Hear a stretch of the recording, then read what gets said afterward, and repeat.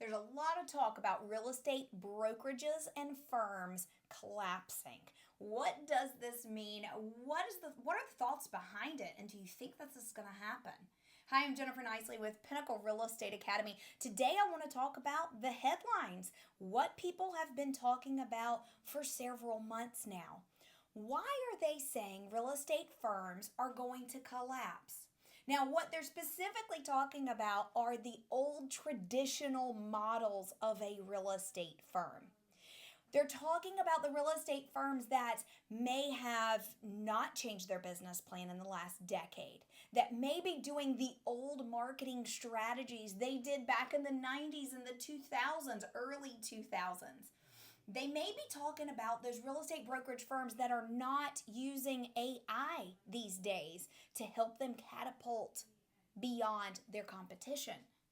So there are a lot of reasons why these headlines are saying real estate brokerages may be disappearing. One of the other common factors in this is the commission splits. But I want to talk about the commission splits here for a little bit because there are a lot of different firms that have different commission splits for different reasons. And not everyone fits into all of these models. What may be very important to you as a real estate agent, which may be help with marketing and training and signage and printing and ads, they may offer a different split and help you with those things up front. Maybe you don't need help with all of that. Maybe you've been in the business for a decade and you have it all down and you're good and you don't need a firm to help you. Maybe a different split is more preferable to you. So again, to each its own. But here's what I will tell you. The number one reason why real estate agents change companies, the number one reason. Now, that doesn't mean 100% of everyone, but this is the main reason that they change, is they don't feel important. They don't feel seen, heard, helped, liked, or important. See, there was a study out there, and it was actually a case study where there was a real estate agent who had lost a lot of weight, and everyone at her office said, "Oh, you look great. You look amazing. You're so beautiful. You look like you're so much healthier. I'm sure you're feeling better." And then over time, she slowly gained this weight back, and people stopped saying, "You look pretty. You look beautiful. I bet you're feeling great." They just stopped making compliments and stopped saying things to her. And she did not feel like she was a part of the group. This is just an example. Again, not 100% of all cases fall under this category. However, there's quite a bit that do. I have heard agents say, "I'm leaving that company because I graduated from high school 20 years ago and I can't do the drama anymore." I've heard people leave companies because they didn't feel like leads were divvied up equally. I've heard other agents leave companies because they felt like one agent was treated better than they were treated, and there wasn't anything flat across the board as far as policy was concerned where everyone was treated the same. I have heard from other people that this company's culture is much better than the culture I came from. So let's talk about this culture. What does this look like? Are you having your regular meetings that are educational, not just time consuming? Are you giving agents the latest tools that they need to blossom in this career?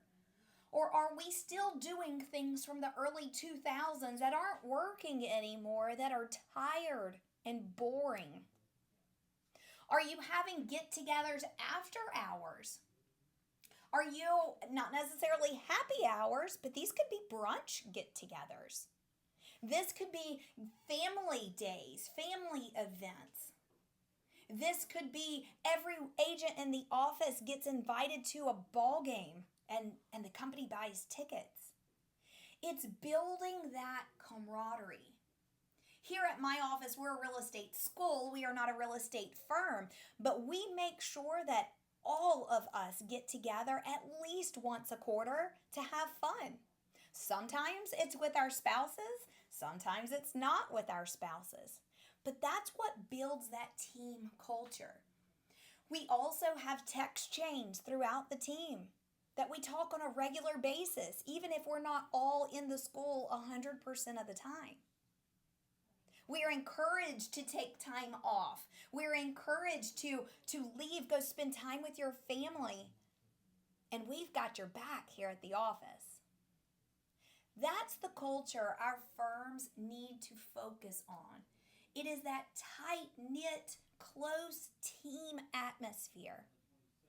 There are a lot of people that say, don't call it family because family is sacred. And I get that, to each its own. But you want a close friendship. You want a close team. You want to know when someone drops the ball, someone's there to pick it up. That's what's going to make a difference in these brokerages, in these firms. There are a lot of brokerages out there that do not have a culture at all. You're on your own. And if you have any trouble, give us a call. But other than that, don't talk to us. That may fit some people, and that's perfectly okay. But that's the business model they're looking for. The headlines are talking about the old traditional real estate brokerage business plan. If it's outdated, if it's dusty, and it's tired, it's probably not going to work.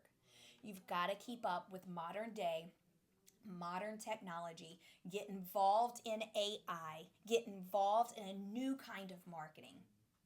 And here's the key to all of it. We are in the people business. You have to be with people. You have to get out and get involved with people. That is what is going to save the brokerages from closing. That is what is going to help our industry thrive. It is getting back to the people. I hope this video brought you some value. There's a lot more to this concept. And again, to each its own. There are different brokerages out there with different business plans that work for different people. So this is not 100% anyone is in the wrong or anyone is in the right. To each its own. But find your niche, find your place, find your culture, and you will thrive.